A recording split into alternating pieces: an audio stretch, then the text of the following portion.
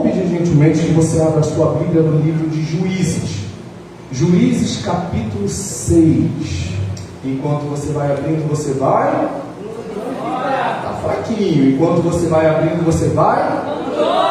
dando glória, glorificando. Enquanto você está achando, procurando, você vai dizendo: Senhor, glória ao teu santo nome. Hoje em especial nós glorificamos o teu santo nome pela vida da nossa pastora, pela vida da sua família, pela vida dos irmãos. Muito obrigado pelo Senhor ter me trago aqui para, independente de ter o bolo da pastora, mas me assentar à sua mesa e me alimentar da sua palavra. Amém? Livro de Juízes, capítulo 6, nós vamos ler apenas um único versículo, que está localizado no versículo 17. Juízes 6, versículo 17, que diz assim: E ele disse, Gideão, dizendo ao Senhor: Se agora tenho achado graça aos teus olhos, dá-me um sinal de que és tu que falas comigo. Aleluias, aleluias. E ele, Gideão, disse ao Senhor: Se agora tenho achado graça aos teus olhos, dá-me um sinal de que és tu que falas comigo. Fechamos os nossos olhos em nome de Jesus. Senhor Deus, Espírito Santo, Jesus Cristo de Nazaré, queremos te agradecer, ó Deus, por este dia chamado hoje. Dizer que somos gratos, ó Deus, pelo Senhor nos proporcionar, ó Deus, este privilégio de estarmos na tua casa, nos assentarmos à tua mesa, nos alimentarmos da tua palavra. Senhor, em nome de Jesus, abre o entendimento da tua igreja, para que o Senhor, de igual modo, possa ministrar em cada vida aqui presente. Fala, Jesus, fala, Senhor. Mantenha a tua igreja atenta, não nas minhas palavras, porque nada do que eu disser a partir de agora provém de mim, como nunca proveu, mas tão somente do teu Espírito. Enquanto eu estiver ministrando aos ouvidos, que em nome de Jesus o teu Espírito ministre na alma, ministre aos corações, na mente e no Espírito, em nome de Jesus. E a igreja diga: Amém! Aleluia. Meus irmãos, é muito provável que para vocês que sejam leitores assíduos da palavra do Senhor, se em algum momento vocês passaram pelo livro de Juízes, vocês vão identificar que aqui estamos falando de Gideão, né? É o momento do qual Deus ele chama Gideão para combater os midianitas. Esse cenário ele começa desde o capítulo 6 do livro de Juízes e vai até o capítulo 8, falando exatamente sobre toda a trajetória de Gideão. Gideão, certa vez, ele estava malhando trigo no lagar, e aparece o anjo do Senhor. Todas as vezes que nós vemos essa expressão, o anjo do Senhor, na Bíblia, está falando do próprio Deus se manifestando. É um ato de teofania, ou seja, Deus em graça e misericórdia decide se apresentar ao homem, mas ele não pode se apresentar da forma que ele é, porque o nosso Deus ele não tem exatamente uma forma. Embora ele seja expressado na figura de seu filho, e glória a Deus por isso, mas o nosso Deus ele não tem mão, ele não tem pé, ele não tem olhos.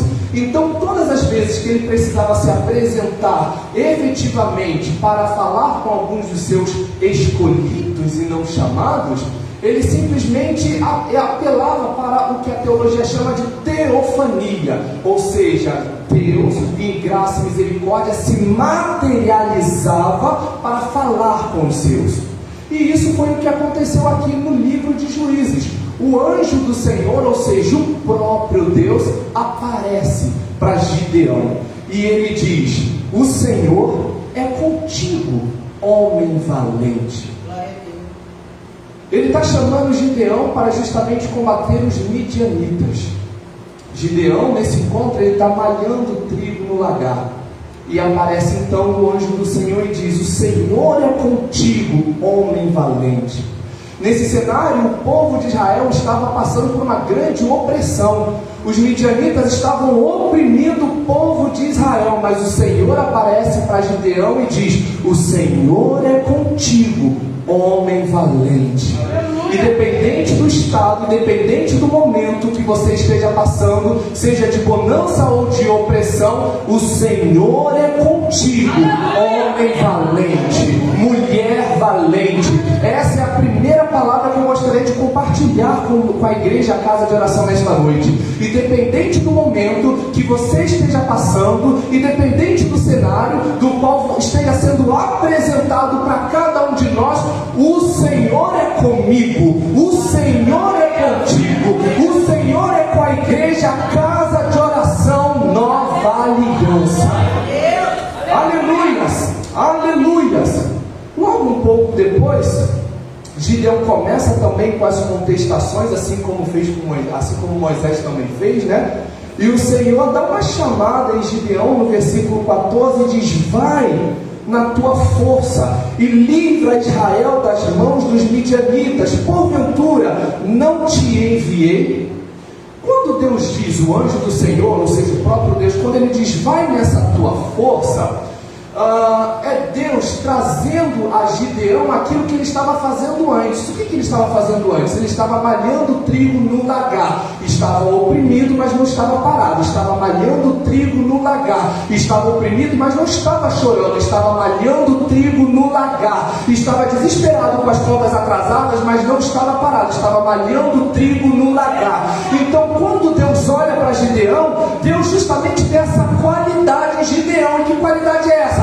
Mesmo passando no período de opressão, Gideão entende: eu preciso atuar, eu preciso fazer alguma coisa. Eu não posso ficar chorando, eu não posso ficar me lamentando, eu não posso ficar compartilhando minhas tristezas. Eu preciso continuar, eu preciso me manter de pé. Então, quando Deus diz mantém, vai nessa tua força, é Deus dizendo: eu estou vendo que por mais que você tenha motivos para se esconder nas cavernas, como todos os outros fazem, você está enfrentando, você está se mantendo de pé, e é isso que Deus espera de mim e de você. Enquanto muitos estão desistindo, Ele está dizendo: vai nessa tua força. E que força que você tem apresentado para Deus? Será que você tem se mantido de pé? Será que você tem fechado os olhos para as dores que tem vindo e se mantido de pé? Ou você tem se entregado a elas? Que tipo de forças nós temos apresentado ao Senhor? Que tipo de forças o pastor Joey tem apresentado ao Senhor? E daí então no versículo 17, ele pergunta, né? Ele fala para Deus: se agora tenho achado graça aos teus olhos, dá-me um sinal, que és tu que fala comigo. Dá-me um sinal. Ele estava falando com o próprio Deus. E ele diz: se és tu, dá-me um sinal. Não que eu duvide da tua palavra, mas me dá um sinal, me dá uma confirmação. Gideão aqui, ele não estava duvidando da palavra de Deus. Gideão aqui estava duvidando dele mesmo. Se você for ler o texto, ele diz: dá-me um sinal, porque a minha família é uma das menores. Como que o Senhor pode me levantar? Como que o Senhor pode ter me escolhido? O Senhor, Ele não escolhe pela capacidade, porque quem capacita é Ele. Aleluia, basta apenas que estejamos disponíveis. E Gideão diz: me dá um sinal. E é exatamente sobre sinais que Deus colocou no meu coração para falar nesta noite. Nós precisamos estar atentos aos sinais. Minha irmã, tem lugar disponível aqui, ó, por gentileza. Fique à vontade, aqui na frente, ali do lado da nossa diaconisa Raquel. Nós precisamos estar disponíveis e sensíveis aos sinais. Existem diversos sinais, e os sinais eles servem para quê? Para diversos motivos, e muitos deles para justamente preservar a nossa vida, preservar a nossa moral, preservar a nossa saúde. Por exemplo, se eu tenho uma dor de cabeça ou uma febre, apesar de eu não saber o real motivo, mas é o corpo dando um sinal de que alguma coisa está errada. E daí eu vou tomar o devido remédio. Se continuar, eu vou até o médico.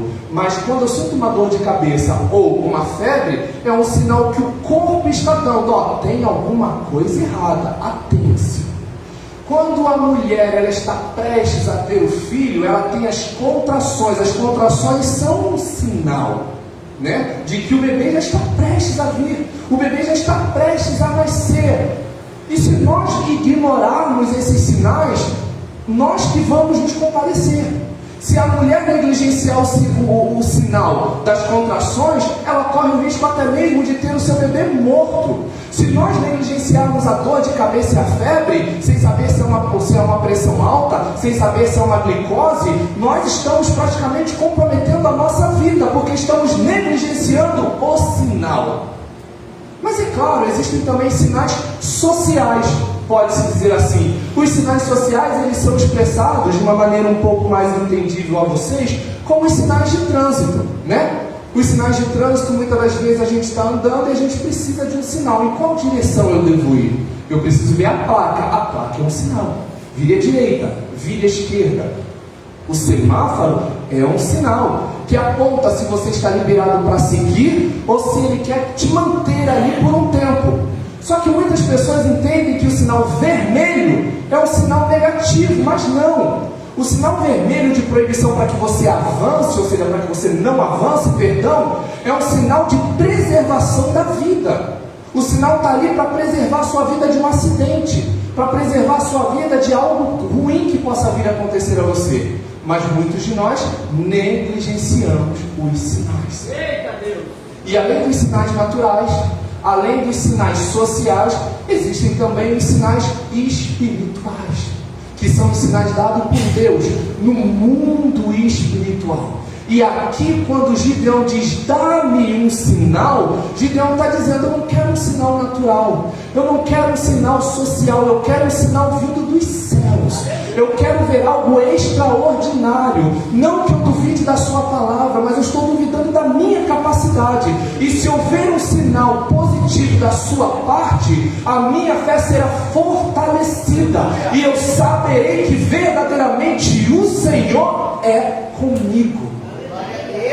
E se você for ler ainda, acredito eu que você possa vir a ler em casa, não para tomar, não aqui, não vou ler aqui para não tomar o tempo, mas o anjo do Senhor, o próprio Deus, ele pede que Gideão traga a oferta dele, né? Que Gideão diz: espera um momento, e ele prepara ali um carneiro, um bolo, traz então ali para o anjo, e o anjo diz assim: coloca aqui na penha, que é uma pedra. E quando o Gideão coloca ali, o anjo do Senhor estende o cajado, e como se num passo de mágicas, o anjo então ele consome aquela oferta e ele some entre as cinzas.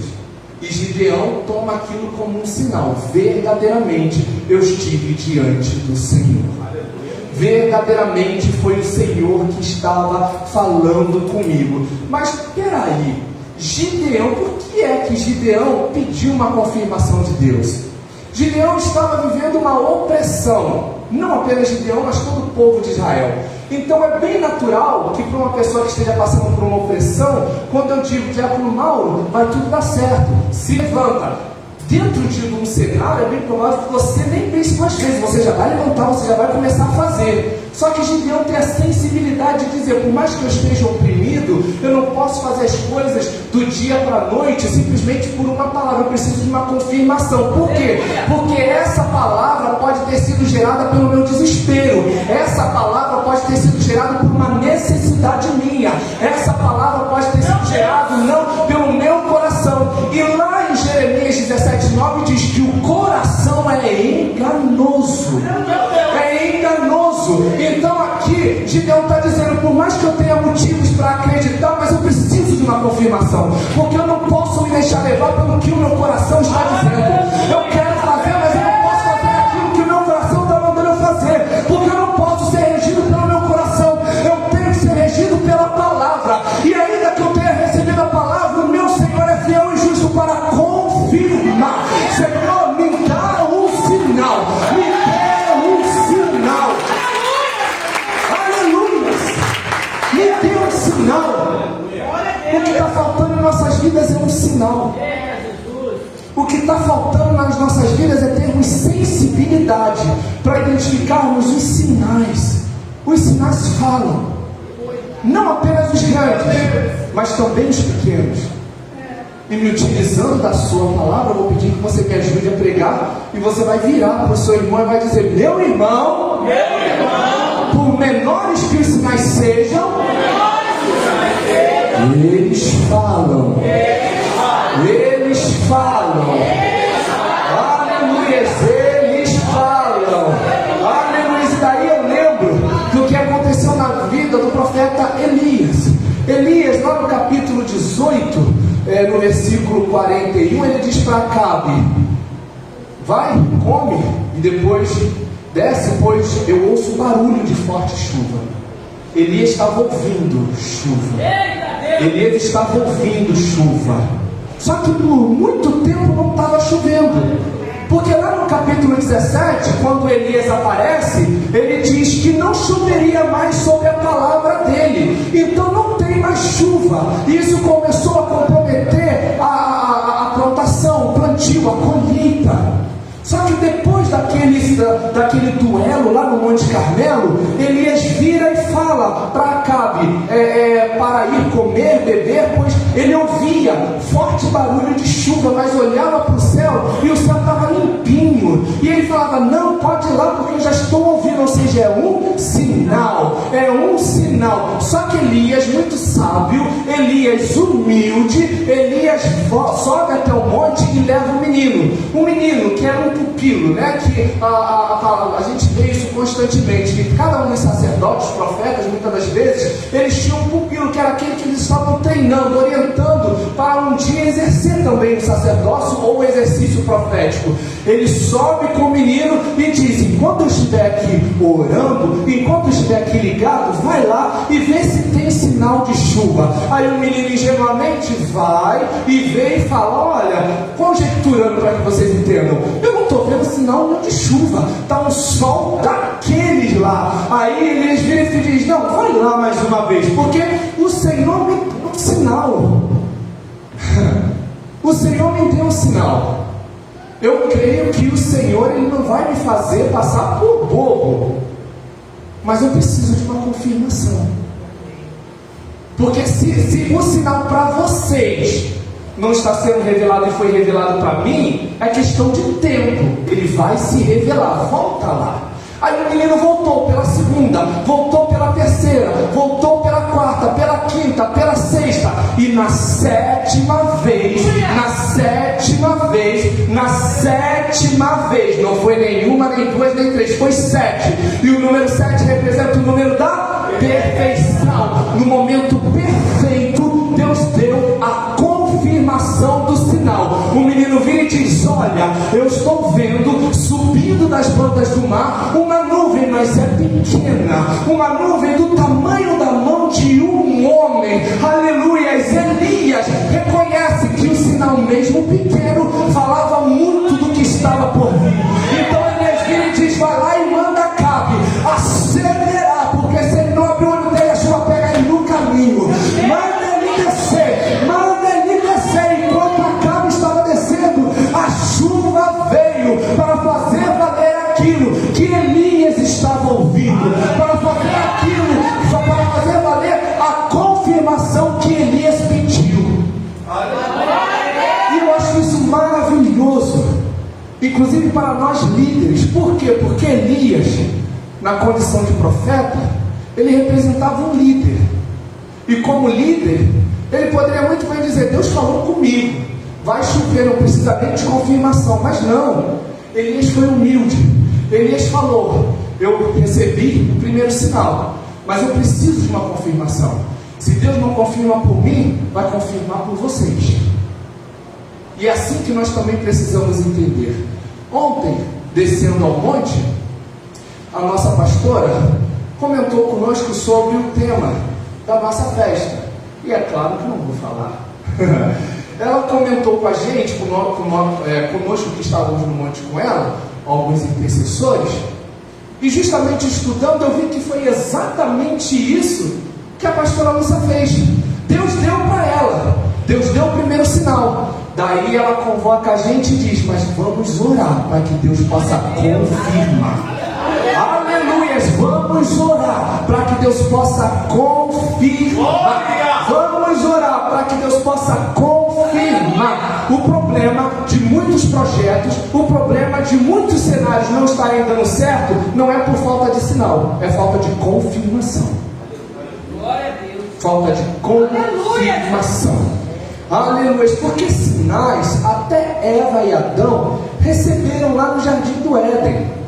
Eles foram ingênuos de certa forma, ok, mas se deixaram levar, não se deram conta dos sinais que eles estavam recebendo.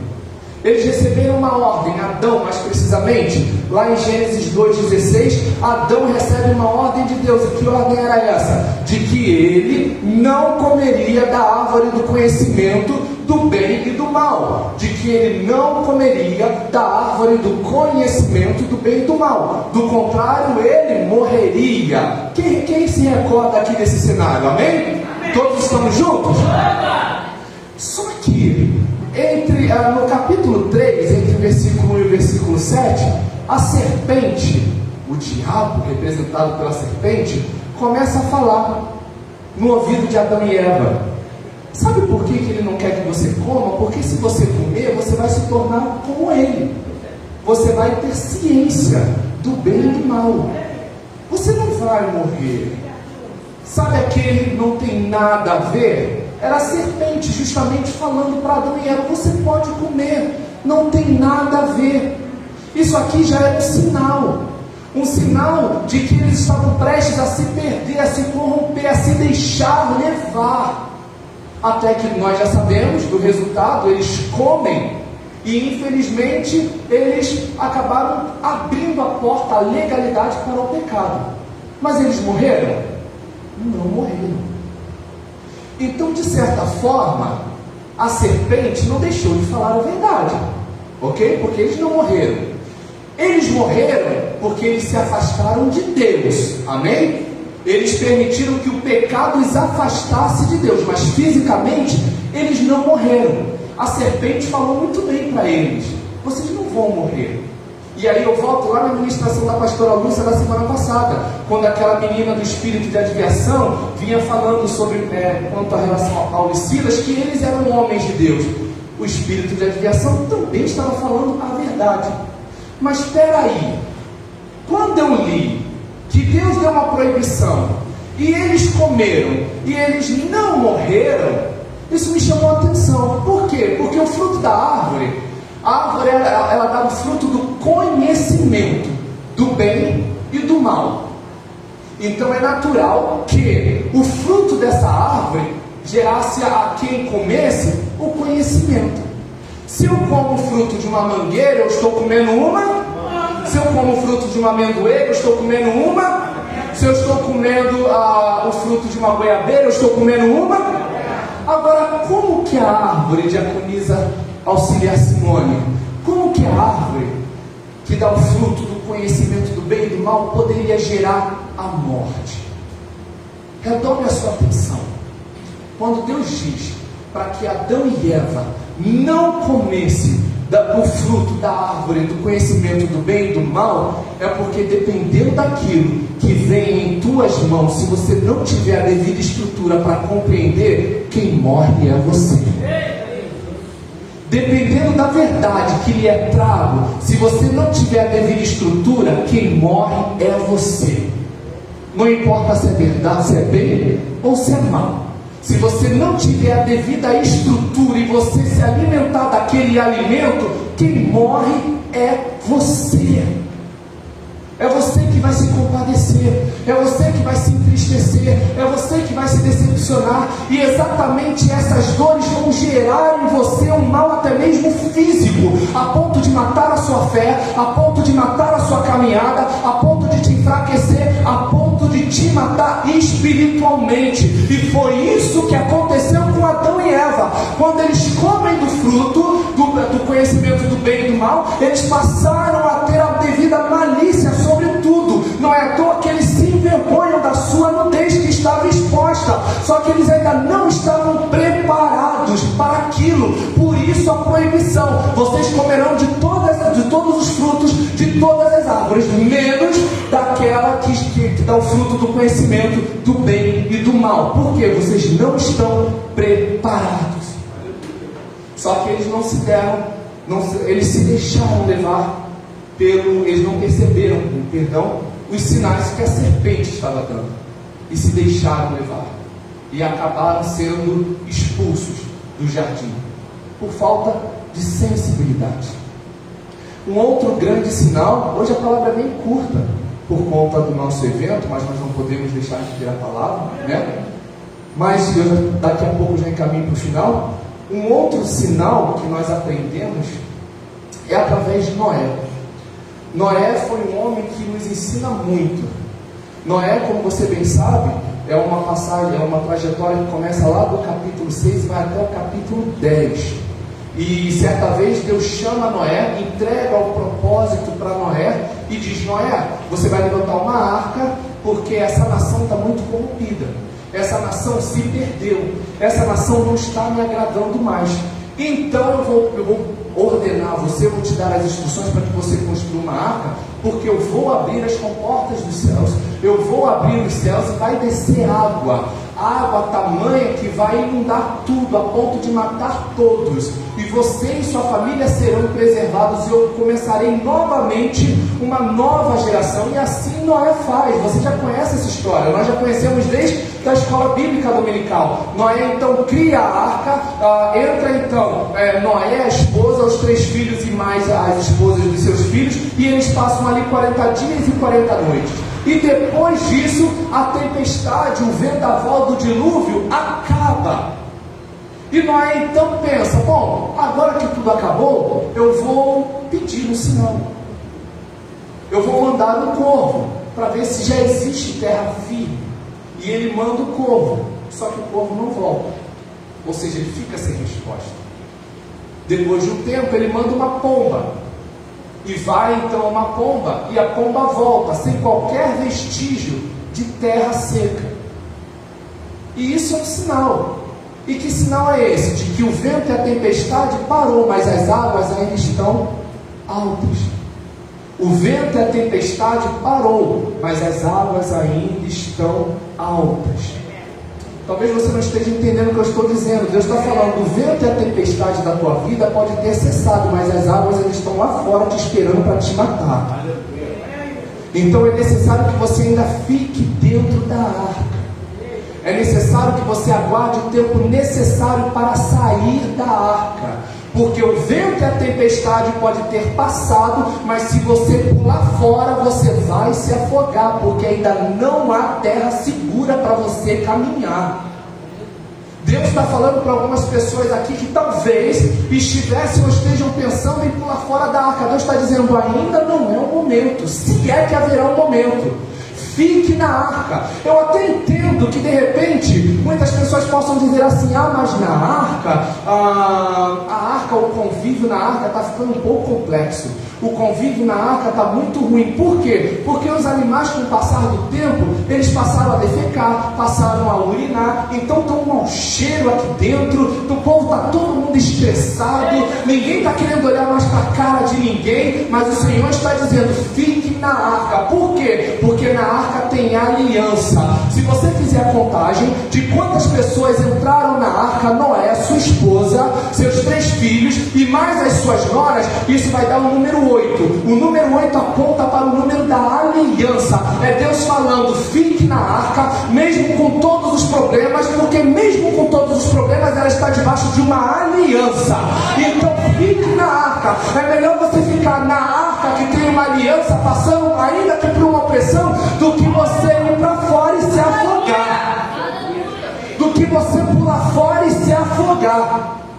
Eu estou aqui na Icona há cerca de aproximadamente, efetivamente, eu acho que eu vou fazer uns 3 anos.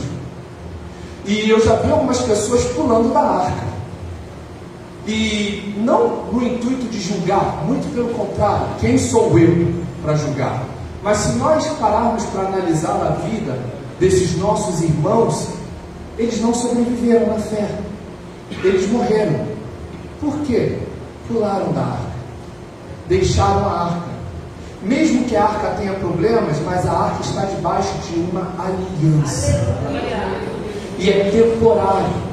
É temporário, nada dura para sempre. Aleluia! Eclesiastes 3, há tempo para todas as coisas. Há tempo para todas as coisas. Então aguenta firme. Não pula da arca. Porque se você pular da arca, quem vai morrer é você. Não é quem ficou, mas é quem vai.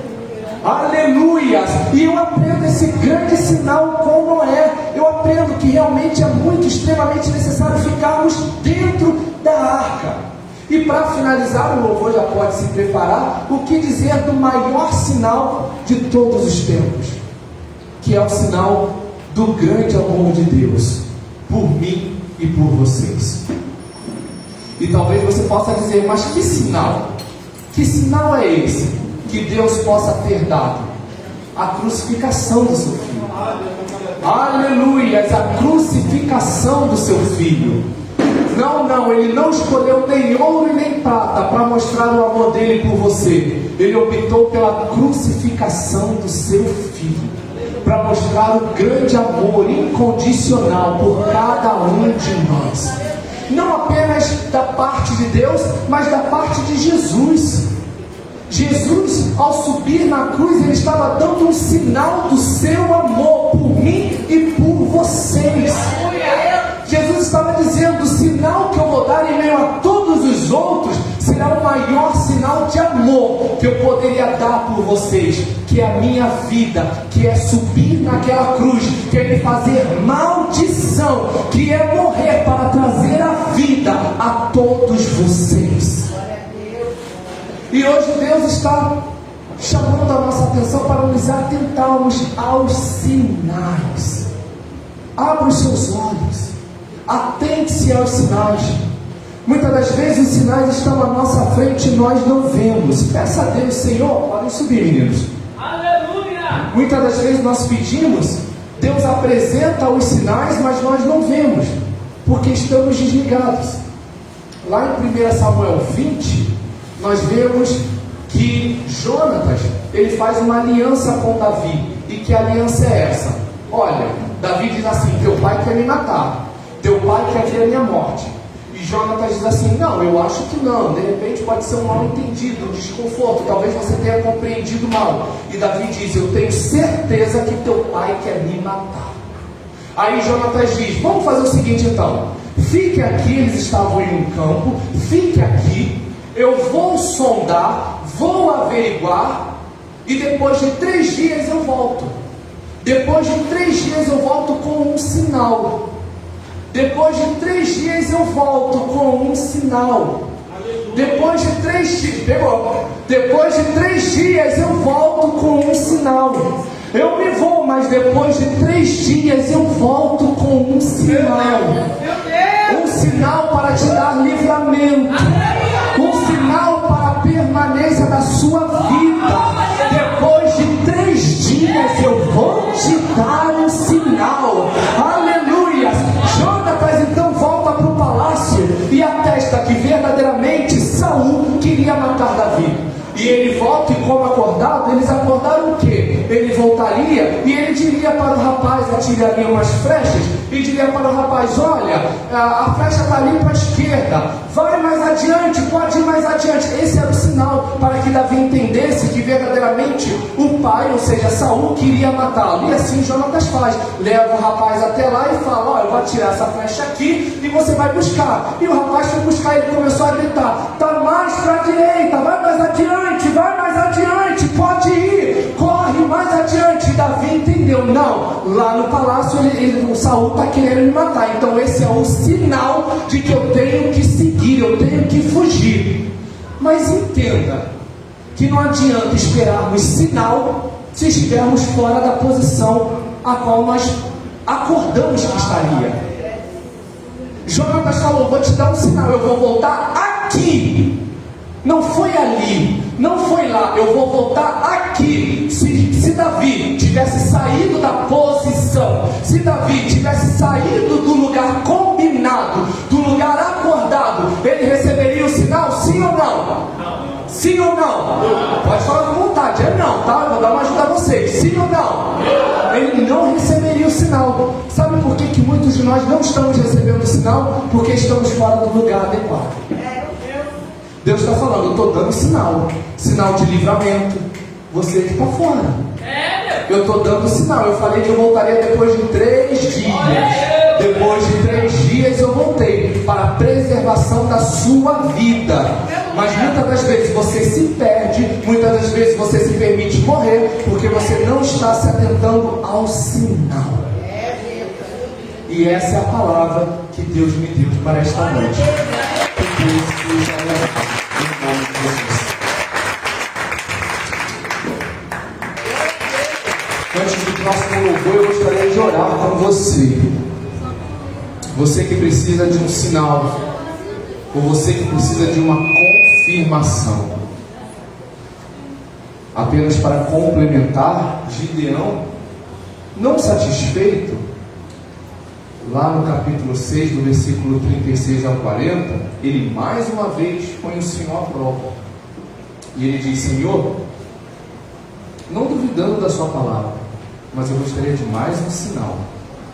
Eu vou deixar uma porção de lã na eira, e se ao amanhecer essa porção estiver úmida e ao redor dela estiver seco, eu vou saber que realmente o Senhor vai dar os midianitas nas minhas mãos.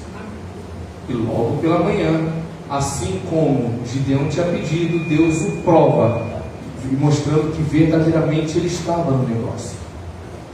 Só que não satisfeito, Gideão ainda diz: Senhor, não se enfureças contra mim, mas eu queria mais uma confirmação. E dessa vez, eu gostaria que a lã estivesse seca e que toda a eira estivesse úmida. E assim aconteceu. Eu não sei o tipo de sinal que você precisa, eu não sei o tipo de confirmação que você precisa, mas o nosso Deus é um Deus que responde. Aleluia. Malaquias 3,10, ele falou: fazei prova de mim. Muitas pessoas se utilizam desse versículo apenas para questões financeiras, mas não é para tudo. Para a vida profissional, para a saúde, ministerial, é para tudo. Deus está falando: eu te autorizo, faça prova de mim, me peça sinais, porque eu sou um Deus de sinais. Feche seus olhos, vamos orar.